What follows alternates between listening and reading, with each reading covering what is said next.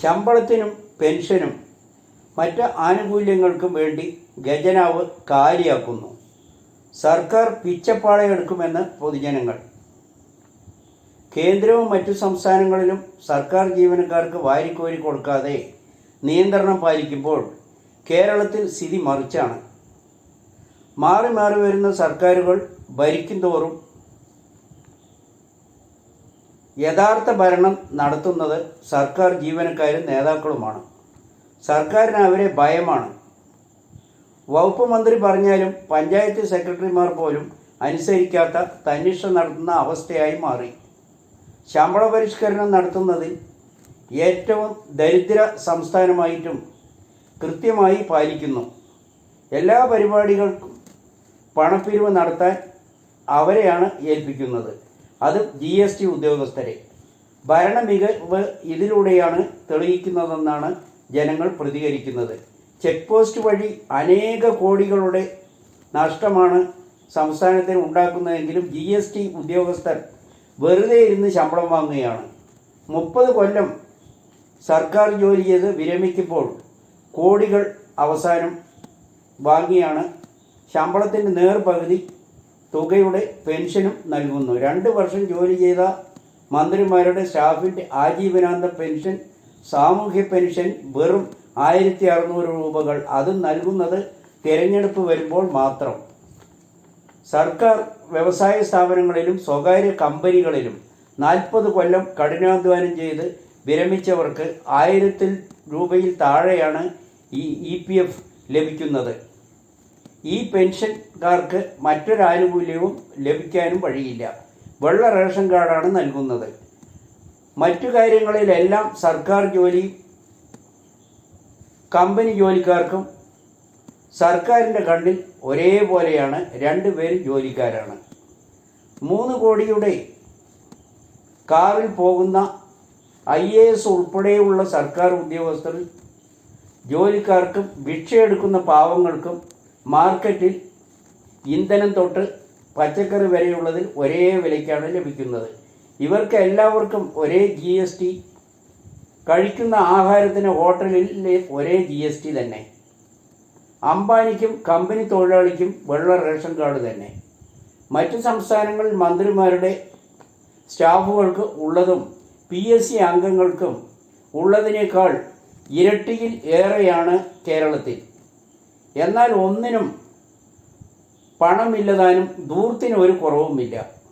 ഭാര്യയും ഭർത്താവും സർക്കാർ ജോലിക്കാരായാൽ 2 പേർ വിരമിക്കുമ്പോൾ പെൻഷൻ തന്നെ ലക്ഷങ്ങളുടെ പെൻഷനാണ് കിട്ടുന്നത്. സർവീസിൽ ഉള്ളപ്പോൾ വാങ്ങിയ കൈക്കൂലി നിക്ഷേപം കോടികൾ വേറെയും. മക്കൾക്ക് ഏറ്റവും അധികം ഉന്നത വിദ്യാഭ്യാസവും ലഭിക്കും. സംസ്ഥാന സർക്കാരിൻ്റെ സാമ്പത്തിക സ്ഥിതി മറികടക്കുന്നതിൽ അശാസ്ത്രീയമായ പെൻഷൻ വിതരണത്തിന് വലിയ പങ്കുണ്ട്. കേരളത്തിൽ ധനപ്രതിസന്ധി മറികടക്കുന്നതിനെക്കുറിച്ച് വിശദീകരിക്കവേ സംസ്ഥാന കൃഷി വകുപ്പ് പ്രിൻസിപ്പൽ സെക്രട്ടറി B. അശോക് ആണ് പെൻഷൻ നൽകുന്നതിലെ അപാകതകളെപ്പറ്റി തുറന്നു കാട്ടിയിരിക്കുന്നത്. സാമൂഹിക സുരക്ഷാ പെൻഷൻ, സർവീസ് പെൻഷൻ, ക്ഷേമ പെൻഷൻ എന്നിവയിൽ കുറച്ചെങ്കിലും തുല്യത വേണം. സേവനം ചെയ്യുന്ന മന്ത്രിമാരുടെ പേഴ്സണൽ സ്റ്റാഫിന് 2.5 വർഷം സേവനം ചെയ്താൽ അയാൾക്ക് ആജീവനാന്തം പെൻഷൻ നൽകുന്നു. തുടർന്ന് 2.5 വർഷവും വേറെ ആളെ നിയമിച്ച് പെൻഷൻ നൽകുന്നത് പുനഃപരിശോധിക്കണം എന്ന് തന്നെയാണ് ഗവർണറും പറയുന്നത്. 60 വയസ്സ് കഴിഞ്ഞ പെൻഷൻകാർക്ക് 50,000 രൂപയിൽ കൂടുതൽ ചെലവ് വരില്ല.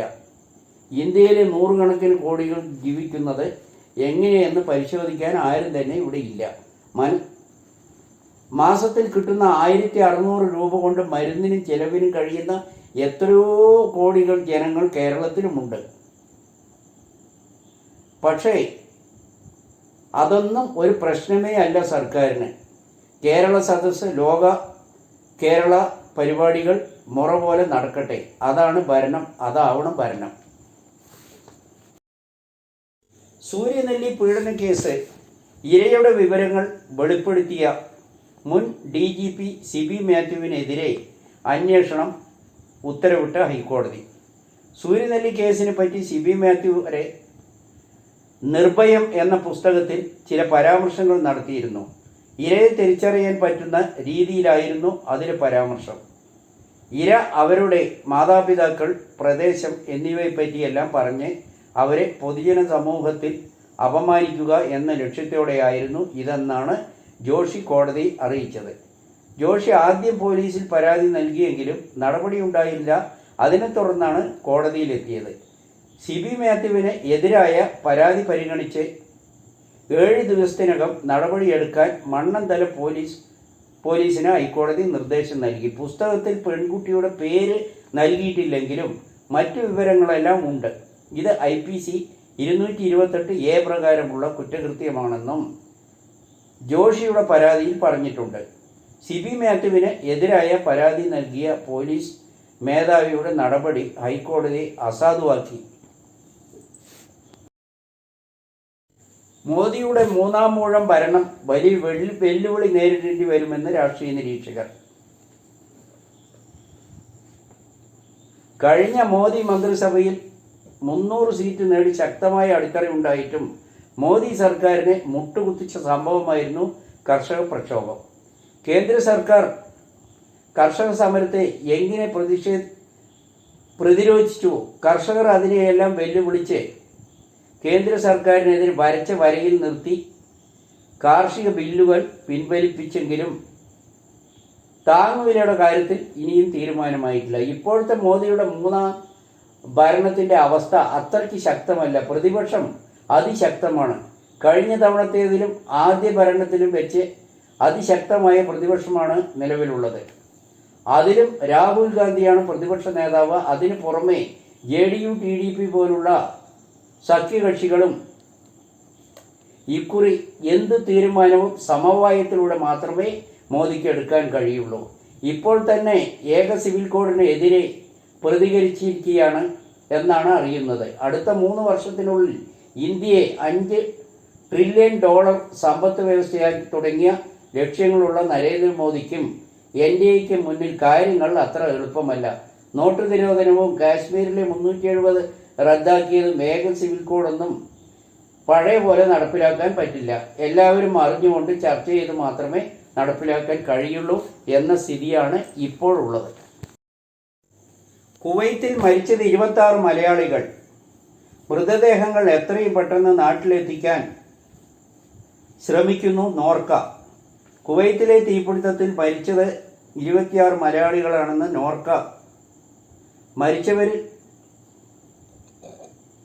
എല്ലാവരെയും ഇതിനകം തിരിച്ചറിഞ്ഞു കഴിഞ്ഞതായാണ് അറിയുന്നത്. മൃതദേഹങ്ങൾ എത്രയും പെട്ടെന്ന് നാട്ടിലെത്തിക്കാൻ ശ്രമിക്കുന്നു നോർക്ക. റൂട്ട്സ് CEO അജിത് പറഞ്ഞു. മരിച്ചവരുടെ പേര് വിവരങ്ങൾ ഔദ്യോഗിക സ്ഥിരീകരണമായി കാത്തിരിക്കുകയാണ്. 24 മലയാളികൾ മരിച്ചതായുള്ള വിവരങ്ങളാണ് പുറത്തു വന്നത്. അപകടത്തിൽ ഗുരുതരാവസ്ഥയിലായ 7 പേർ വിവിധ ആശുപത്രികളിൽ ചികിത്സയിലാണ്. കുറച്ചുപേർ ആശുപത്രിയിൽ നിന്ന് ഡിസ്ചാർജ് ചെയ്തതായി പറയുന്നു. ഏറ്റവും കുറഞ്ഞ സമയത്തിനുള്ളിൽ മൃതദേഹങ്ങൾ നാട്ടിലെത്തിക്കാൻ ശ്രമിക്കുന്ന വിദേശകാര്യ മന്ത്രാലയവും കുവൈത്ത് എംബസിയുമായി ഈ കാര്യം ഏകോപിപ്പിച്ചു വരികയാണ്. നോർക്കയുടെ 2 ഹെൽപ്പ് ഡെസ്കുകളാണ് പ്രവർത്തിക്കുന്നത്. കേരളത്തിൽ നോർക്കയുടെ ഹെർബൽ കോൺട്രാക്ട് സെറ്റിലെ ഹെൽപ്പ് ഡെസ്ക് 24 മണിക്കൂറും പ്രവർത്തിച്ചു വരുന്നു. കുവൈത്തിൽ വിവിധ അസോസിയേഷനുകളുടെ സഹായത്തോടെ ഹെൽപ്പ് ഡെസ്ക് പ്രവർത്തിക്കുന്നുണ്ട്. ഈ 2 ഡെസ്കുകളും വിവരം പരസ്പരം കൈമാറുന്നുമുണ്ട്.